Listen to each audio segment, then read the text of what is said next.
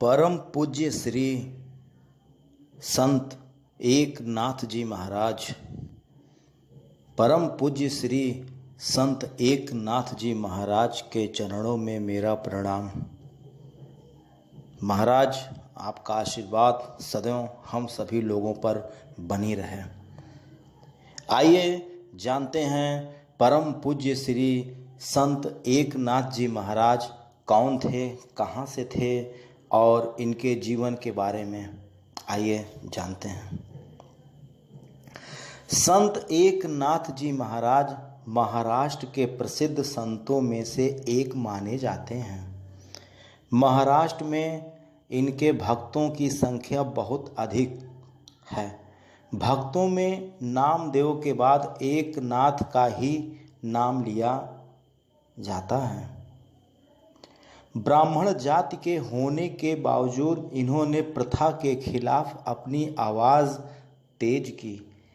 समाज के लिए उनकी सक्रियता ने उन्हें उस वक्त के सन्यासियों का आदर्श बना दिया था। दूर दूर से लोग उनसे मिलने आया करते थे। उनसे जुड़ी एक चमत्कार की बात करते हैं।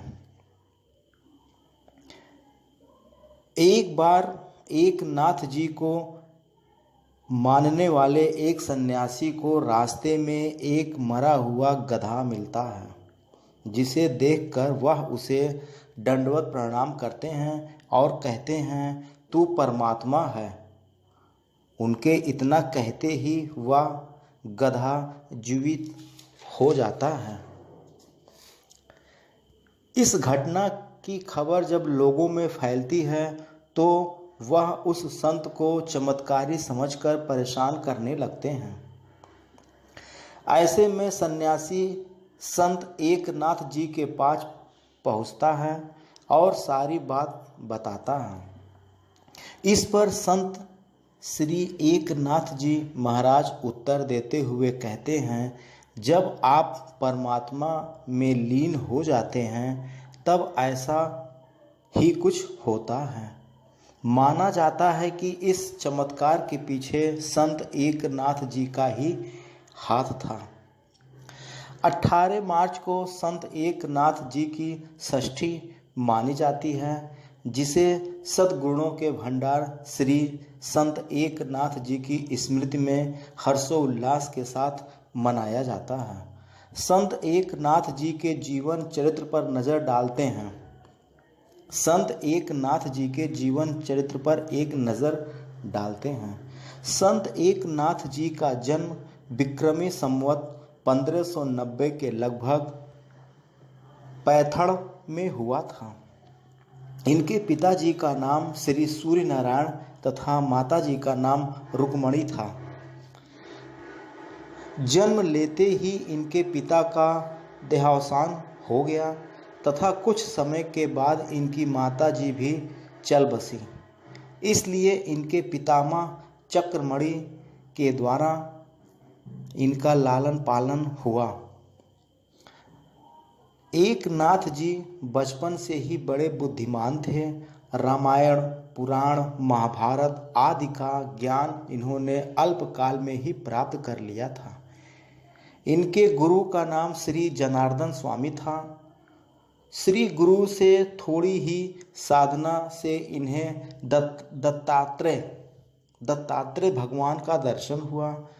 श्री संत एकनाथ जी ने देखा कि श्री गुरु ही दत्तात्रेय हैं और श्री दत्तात्रेय ही गुरु हैं।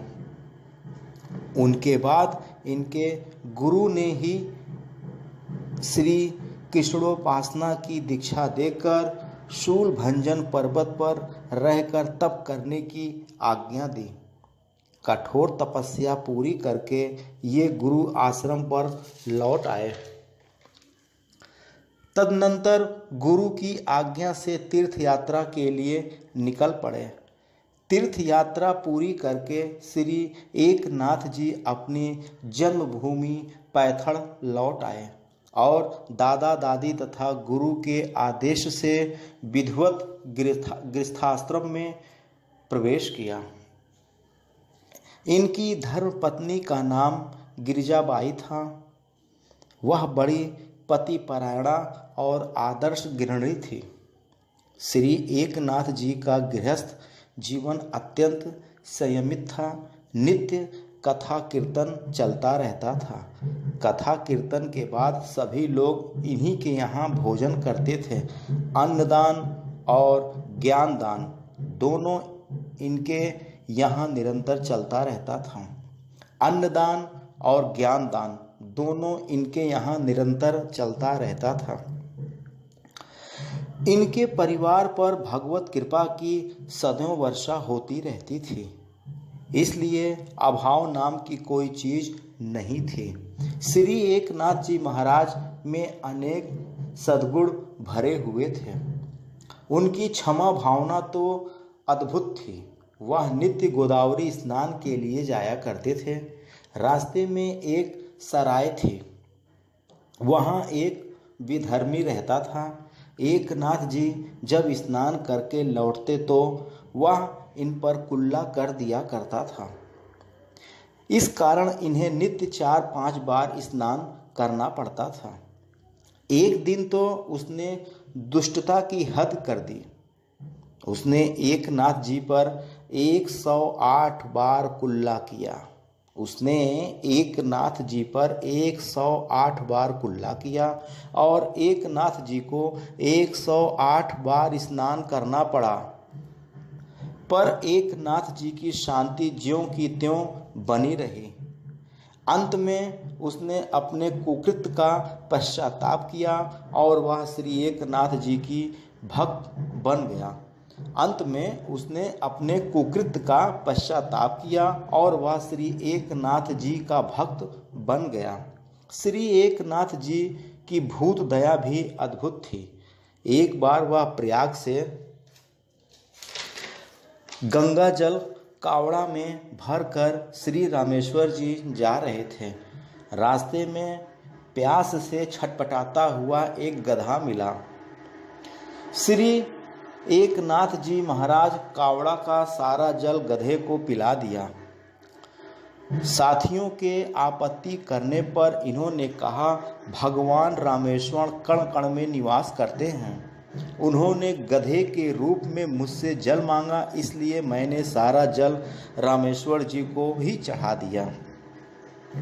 गधे के द्वारा पिया हुआ सारा जल सीधे रामेश्वर जी पर चढ़ गया।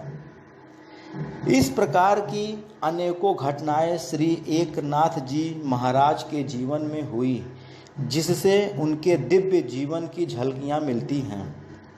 अपने आदर्श गृहस्थ जीवन और उपदेशों के द्वारा लोगों को आत्म कल्याण पथ पर अनुगामी बनाकर विक्रमी संवत 1656 की चैत्र कृष्ण षष्ठी को संत श्री एकनाथ जी ने अपनी देह लीला का संवरण किया।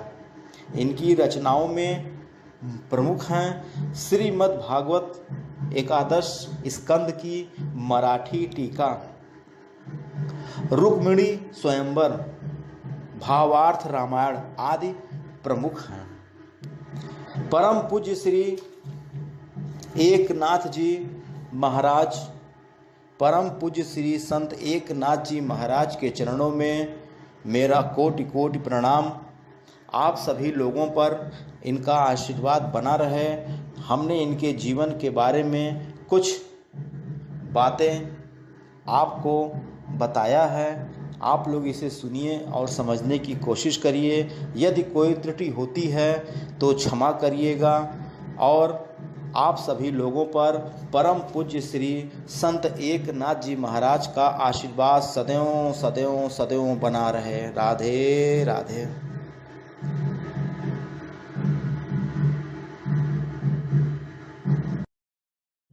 आप देख रहे हैं ज्ञान शक्ति। मैं इसी प्रकार महापुरुषों के जीवन से जुड़ी अमृतवाणी आप तक लाता रहूँगा। आप लोग चैनल पे बने रहें, ज़्यादा से ज़्यादा शेयर करें ताकि ज़्यादा से ज़्यादा लोग लाभ उठा सकें और महापुरुषों के जीवन से जुड़ी अमृतवाणी जान सकें। इसलिए ज़्यादा से ज़्यादा शेयर करें ताकि ज़्यादा से ज़्यादा लोग लाभ उठा सकें। हमें सपोर्ट करते रहें जिससे मेरा मनोबल बढ़े और मैं महापुरुषों के जीवन से जुड़ी अमृतवाणी आप लोगों तक लाते रहेंगे। आशा है यह वीडियो ज्ञानवर्धक साबित होगी। ज़्यादा से ज़्यादा शेयर करें ताकि ज़्यादा से ज़्यादा लोग लाभ उठा सकें। मैंने आपको बताया संत श्री एकनाथ जी महाराज के जीवन से जुड़ी कुछ अमृतवाणी। आप लोग इसे देखिए, सुनिए और समझने की कोशिश करिए। संत श्री एकनाथ जी महाराज का आशीर्वाद हम सभी लोगों पर सदैव सदैव सदैव बनी रहे।